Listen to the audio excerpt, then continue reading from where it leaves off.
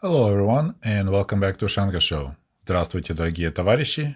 В эфире программа Ushanka Show. So recently I purchased a set of folders, so it's a total of 10 criminal files, mostly dated from 1940s, and I'm planning to make detailed review of every file. I already had a short kind of like overview of all the files, but before we do review and kind of study what was going on back in 1940s, with people got arrested for being traitors, being enemy of the people, and so on, I think it's extremely important to talk about one more thing. We need to talk about Article 58, 58 статья of the Criminal Code of the Russian Federation, which was introduced in November of 1926 and became the law in January of 1927. And that law was enforced all the way till January 1st, 1961, so after the death of Stalin. Article 58 was also called political article, политическая статья, so that's where you get arrested for your political views.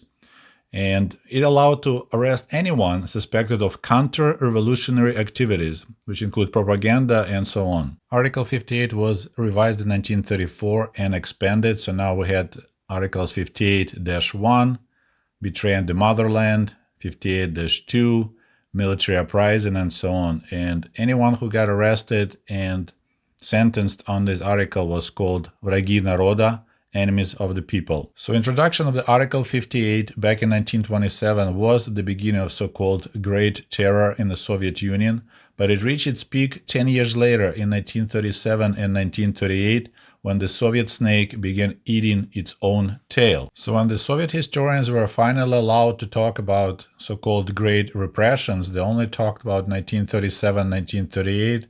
That's when thousands and hundreds of thousands party apparatchiks, factory managers, a lot of military personnel were arrested and executed or sent to labor camps using this Article 58. It was Alexander Solzhenitsyn in his book The GULAG Archipelago who mentioned the fact like, hey, it happened way before 1937, this whole process of NKVD getting their skills in arresting people, detaining people, making them sign confessions that of stuff they never done, and that was going on all the way back from 1926-27. But before we do a quick review of Article 58, I would like to mention that in 1928, Comrade Stalin, during one of his speeches, promoted a concept of обострение классовой борьбы, so that's increasing of class struggles. So his concept was that expectation should be that while we moving toward the socialism and while we're getting more successful approaching socialist society, the class struggle will increase. So he's warning there that, hey, don't expect it's going to get easier. It's actually going to get way worse as more successful we are in going towards socialism. Обострение классовой борьбы. So Article 58 had total of 11 sub-articles, again you call it, so that's 58-1, 58-2. So 58-1 is измена родине, so betrayal of your motherland, and it gave a definition of counter-revolutionary activity, so it's any action aimed at overthrowing or weakening or undermining the power of workers and peasants. So that was one of the scariest articles you could get, is 58-1. 58-2 was military uprising, which I don't think occurred ever during the Stalin rule. 58-3 was relations in counter-revolution aims with any foreign government. So that was used a lot for diplomats and anyone who had any like relatives living in foreign country. If you had relations with them, you exchange letters, they might find some suspicion and arrest you because you just happen to talk to a foreign person. 58-4, it's kind of funny, but of course it's not funny, but it's оказание помощи международной буржуазии. So it's providing help to the international bourgeois, like the whole bourgeois thing. It's crazy, right? So I'm not sure how you could do that, but there was article for that. 58-5 is not any better. Склонение иностранного государства к войне. So that's like trying to convince the foreign government to go to war with Soviet Union. That probably was aimed at the diplomats. 58-6, espionage, spying. And that was one of the popular articles used on people randomly, because when I was going through the classified NKVD files from Ukraine, they found Polish spies, Romanian spies, like spies for Baltic, working for Baltic states, Chinese spies, of course, tons of German spies in the early 30s, Japanese spies. So that was crazy. They would just pick random country, which is a neighbor of the Soviet Union, and call them spies. 58-7, вредительство. I'm not sure how to translate that word exactly. So any malicious activity you do at your place of work, usually like factory or collective farm, you're вредитель. And that was another popular article to arrest and put people to labor camps, but that was mostly aimed at like workers, right? So at the factory, they will blame you, hey, you used the knife and you cut the belt on this piece of equipment and broke, you're вредитель. And there was constantly articles in newspapers that there's a вредители everywhere.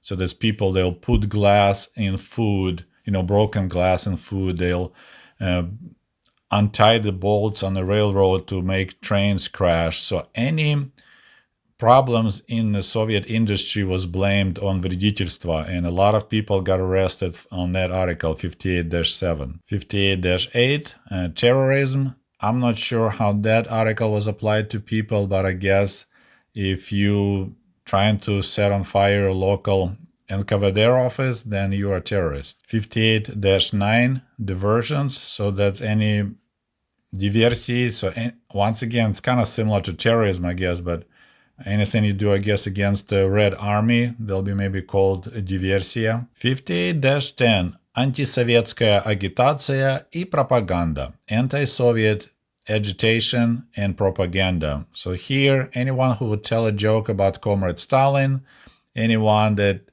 got caught using newspaper with the face of Stalin in his outhouse.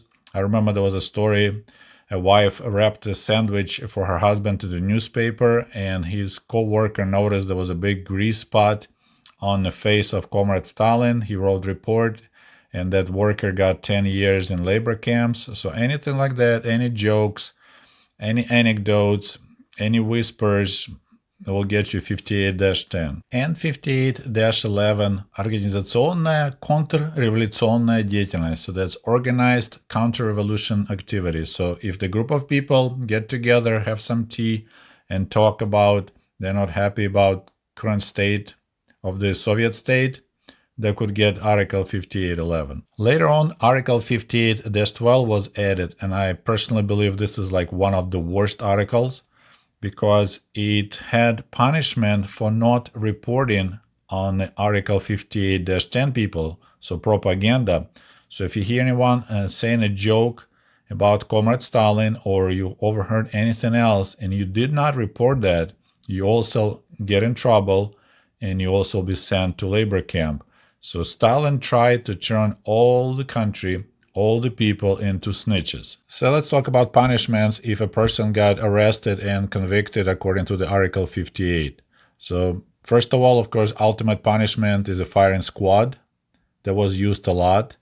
And firing squad was confiscation of your belongings or without. Otherwise was labor camps. So not prison, labor camps. Comrade Stalin needed people in labor camps. So there'll be 3 years, 10 years, or 25 years of labor camps, with or without confiscation of your belongings. The most popular punishment was 10 years of labor camps. 25 years was pretty much a death sentence. No one knows for sure how many people suffered under Stalin repressions. Official number confirmed is 3.1 million, so that you have documents confirming that people were repressed. Upper level goes to 12 million people. That's including peasants that lost everything and were forcefully removed from their villages and sent to Siberia. And another important number to remember is 7.6 million people. That's the people that went through the labor camps, through the GULAG system. Once again, GULAG is an abbreviation. It should be all capital letters. It's Главное управление лагерей. So it's a main management of the camps. So that's abbreviation. I truly hate when people called labor camps gulags. This is so incorrect. And another important number is 681,000. That amount of people that were shot in 1937. So that's the highest amount of people that got ultimate punishment, firing squad, for being enemy of the peoples. But of course the main question remains why? Why did Stalin, why did Soviet government wanted to terrorize its population?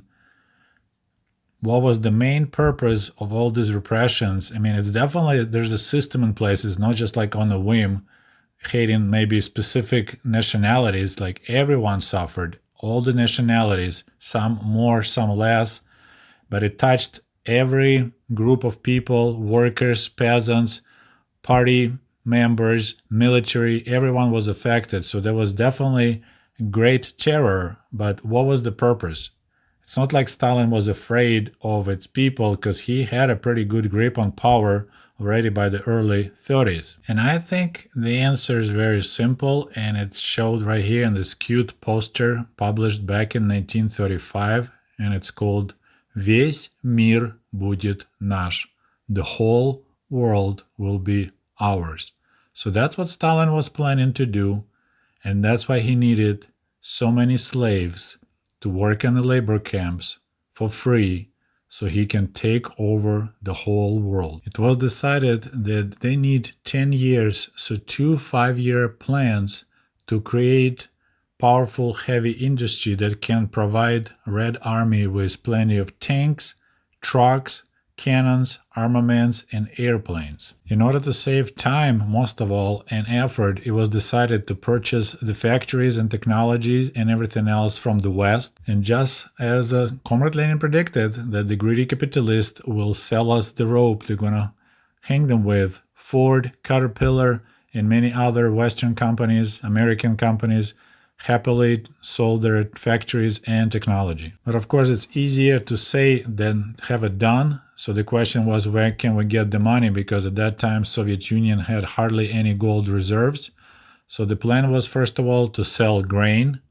And in order to get grain for free from the peasants, Stalin started collectivization. Collectivization created starvation, and then Stalin used Torksyn system to sell groceries back to its people in exchange for gold, and it paid 25% of all the expenses for industrialization, and I already made a video about it. And it looks like the Soviet government was planning to get additional cash flow by rapidly increasing production of lumber and gold and sell it to the West.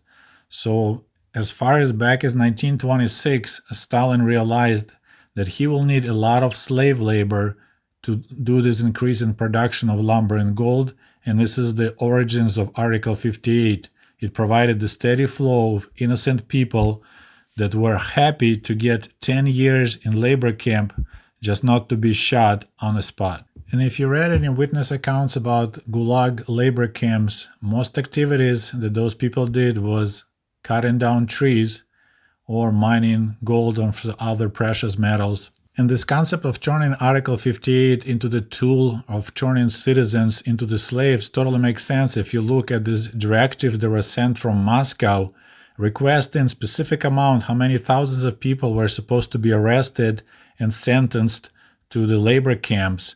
They needed specific amount of people, and they just had a plan that every region is supposed to supply so many thousands of slaves. And that's the scariest thing about Stalin. He never looked at population, at humans. He always looked at people as material, as a firewood to set the fire of the world revolution. Well, my friends, it's all I have to say about Article 58, and I believe now we are ready to look at those NKVD files. Thank you for watching Ushanka Show, and we'll talk to you soon. До свидания. Goodbye.